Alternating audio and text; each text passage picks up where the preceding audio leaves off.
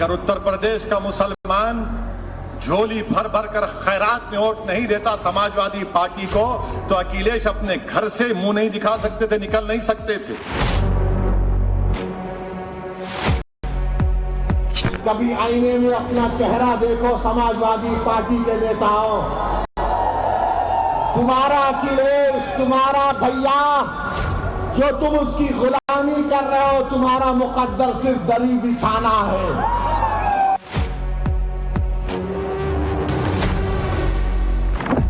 हाल में बिहार विधानसभा चुनाव में अखिलेश यादव वर्सेस असदुद्दीन ओवैसी हुआ। अब मुंबई के बीएमसी चुनाव में अखिलेश वर्सेस ओवैसी हो रहा है। क्या आगे 2027 में यूपी विधानसभा चुनाव में भी अखिलेश वर्सेस ओवैसी होना तय है? जो लोग कह रहे थे कि ये हमारा लाल किला है, हमने बता दिया कि हमारे हरे के सामने कोई लाल नहीं ठहर सकता। सियासत की लड़ाई भी अजीब होती है, मन में कुछ, दिमाग में कुछ और जुबान पर कुछ। समाजवादी पार्टी के मुखिया अखिलेश यादव अभी भले ही एसआईआर, बीजेपी के साथ साथ कोडीन भैया पर मोर्चा खोले हुए हैं, लेकिन उनके इस मोर्चे का मकसद 2027 में छिड़ने वाली उत्तर प्रदेश की लड़ाई है। और जब बात उत्तर प्रदेश विधानसभा चुनाव की होगी तो अखिलेश यादव के दिमाग में ओवैसी भी घूम ही रहे होंगे, लेकिन जुबान पर अभी कुछ और ही चल रहा है। कई तस्वीरें दिखाई जा रही हैं, तो अगर हम तस्वीरों का ही सब कुछ ठीक मान लें और मेरे साथ खड़ा होने वाला ही अगर माफिया है, तो मेरी तस्वीर तो मुख्यमंत्री जी के साथ भी है, मेरी तस्वीर डिप्टी सीएम साहब के साथ भी है, मेरी तस्वीर दूसरे हाफ उनके साथ भी है। तो अगर मेरी तस्वीर और मुख्यमंत्री जी की तस्वीर आप देखते हैं तो माफिया किसको पाएंगे आप? यह अखिलेश यादव का सबसे नया बयान है। इस बयान में उनके जुबान पर भले ही उत्तर प्रदेश के मुख्यमंत्री या उप मुख्यमंत्री हो, लेकिन एक और नाम उनके जहन में बार बार दस्तक जरूर दे रहा होगा। यह नाम है AIMIM के अध्यक्ष असदुद्दीन ओवैसी का। वही ओवैसी जो मुंबई बीएमसी के चुनाव में अखिलेश यादव के सबसे मजबूत गढ़ रहे मानखुर्द शिवाजी नगर में सेंधमारी के लिए पूरी ताकत के साथ लगे हुए हैं। ठीक वैसे ही जैसे बिहार में अखिलेश के सियासी सहयोगी और पारिवारिक रिश्तेदार तेजस्वी यादव के खिलाफ उन्होंने मोर्चा खोल रखा था, बिहार में भी ओवैसी की लड़ाई एनडीए और महागठबंधन के खिलाफ थी, लेकिन बार बार उनकी जुबान पर अखिलेश यादव का नाम आता रहा। कौन है ये समाजवादी पार्टी? ये समाजवादी पार्टी क्या है बताता हूं मैं आपको। 2013 में अखिलेश यादव उत्तर प्रदेश के चीफ मिनिस्टर थे और चीफ मिनिस्टर रहते हुए मुजफ्फरनगर का फसाद हुआ, 50,000 लोग बेघर हो गए। कितने? 50,000। 8-8 महीने, एक साल तक अपने घर को नहीं गए। मुजफ्फरनगर के इलाके में आसमान के नीचे कड़ाके की सर्दी में ये लोग कैंप में रहते थे। उस कैंपों में 2 या 3 दिन मैं फिरा। बिहार में भी अखिलेश वर्सेस ओवैसी की इस लड़ाई के पीछे की असली वजह उत्तर प्रदेश में होने वाला विधानसभा चुनाव ही रहा, जहां 2017 से ओवैसी की पार्टी AIMIM अपनी सियासी जमीन तलाश रही है। बिहार चुनाव में मिली जीत के बाद ओवैसी का कॉन्फिडेंस उत्तर प्रदेश के लिए भी हाई है। दीन, धर्म, ईमान, मुसलमान की बात कर ओवैसी उन सियासी दलों के लिए चुनौती खड़ी कर रहे हैं जिनकी राजनीति में मुस्लिम वोट बैंक का रोल बड़ा रहा है। इसीलिए उत्तर प्रदेश में इस बात की चर्चा जोरों पर है कि एक बार फिर ओवैसी का नाम अखिलेश यादव की बेचैनी बढ़ा रहा है।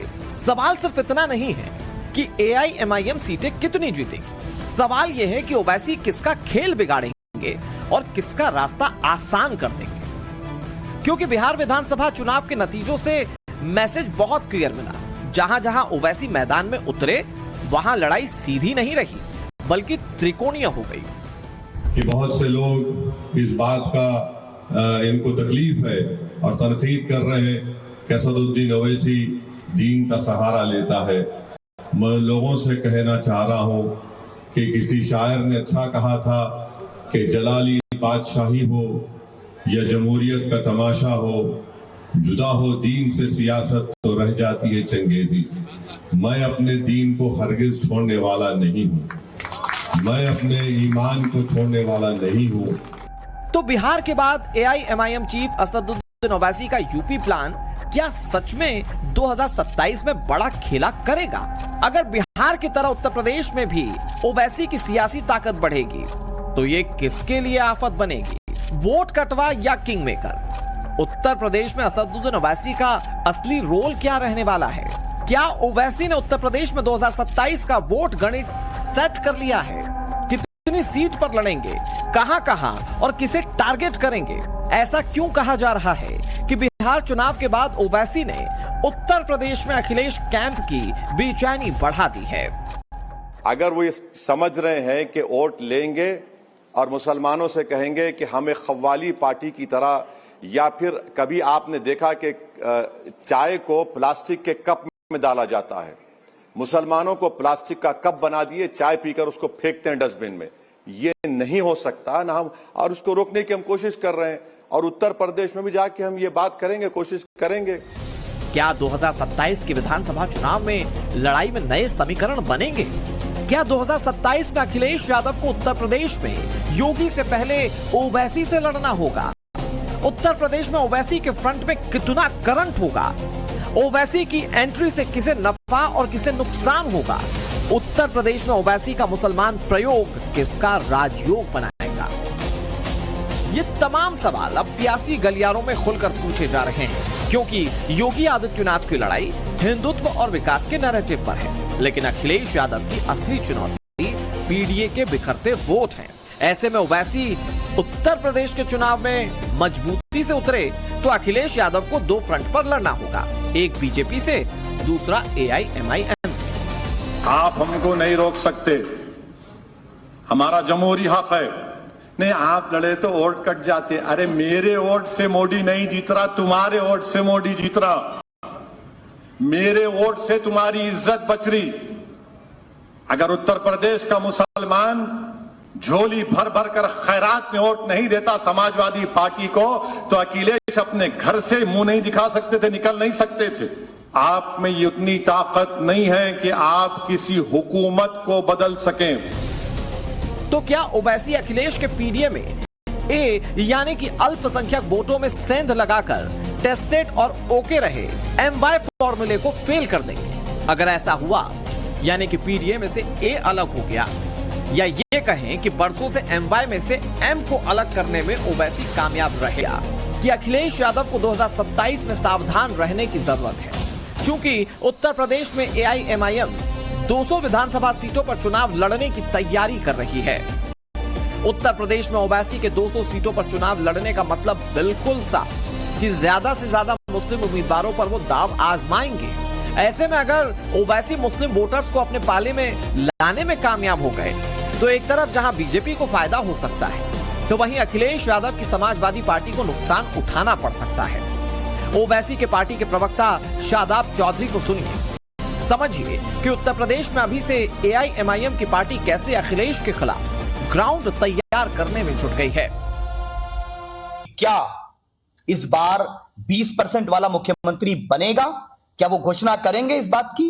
क्योंकि अगर 7% वाला मुख्यमंत्री बन सकता है तो क्या 20% वाला नहीं बन सकता?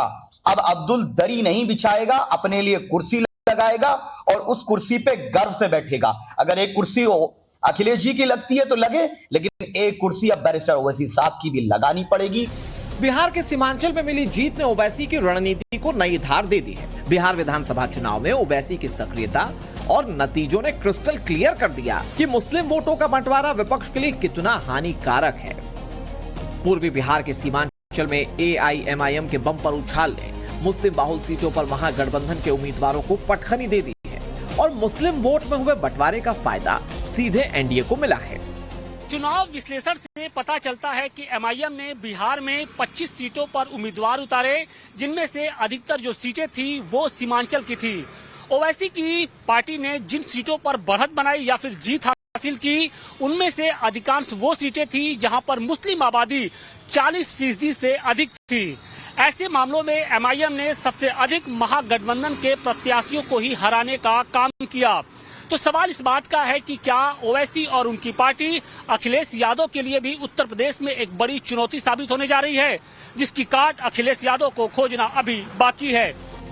हालांकि उत्तर प्रदेश में ऐसा पहली बार नहीं है जब ओवैसी इस तरह की कोशिश में लगे हैं, लेकिन इससे पहले भी ओवैसी उत्तर प्रदेश के विधानसभा चुनावों में अपनी पार्टी एआईएमआईएम के उम्मीदवार उतार चुके हैं, लेकिन बिहार की तरह उन्हें उत्तर प्रदेश में अब तक जीत नहीं मिली।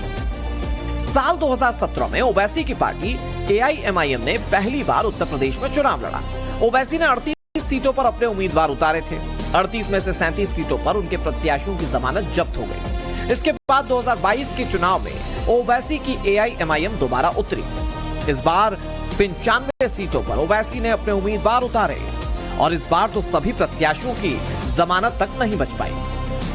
उत्तर प्रदेश के पिछले 2 विधानसभा चुनावों में ओवैसी अपने एक भी कैंडिडेट को जिता नहीं पाए, लेकिन साल 2022 के चुनाव में कुछ सीटों पर ओवैसी के उम्मीदवारों ने समाजवादी पार्टी के प्रत्याशियों को नुकसान जरूर पहुंचाया। कई सीटों पर समाजवादी पार्टी और बीजेपी के बीच सीधा मुकाबला होने की वजह से मुस्लिम बाहुल सीटों पर वोटों का बंटवारा हुआ और इससे बीजेपी की राह आसान हो गई। 2027 में ओवैसी की पार्टी पश्चिमी उत्तर प्रदेश के साथ साथ अवध की मुस्लिम बाहुल सीटें और पूर्वांचल के सीमांचल पैटर्न वाले इलाके में ताल ठोकेंगे। उत्तर प्रदेश में 107 विधानसभा सीटों पर मुस्लिम मतदाता चुनावी नतीजों पर असर डालते हैं। यूपी की 73 सीटें ऐसी जहां मुसलमान 30% से ज्यादा हैं और 3 दर्जन विधानसभा सीटों पर मुस्लिम उम्मीदवार चुनाव जीतते रहे हैं। उत्तर प्रदेश में अभी चुनाव में भले ही वक्त हो, लेकिन सियासी दल तैयारियों में जुट चुके हैं। 2017 के बाद से चुनाव दर चुनाव हाशिए पर गए मुसलमान एक बार फिर से राजनीतिक दलों के एजेंडे में आ चुके हैं। ऐसे में अगर ओवैसी यूपी के इन मुस्लिम बाहुल सीटों पर बिहार की तरह उतर गए तो अखिलेश का क्या होगा? दावे तो ये भी किए गए कि इसी को ध्यान में रखते हुए अखिलेश यादव ने बिहार में 25 रैलियां की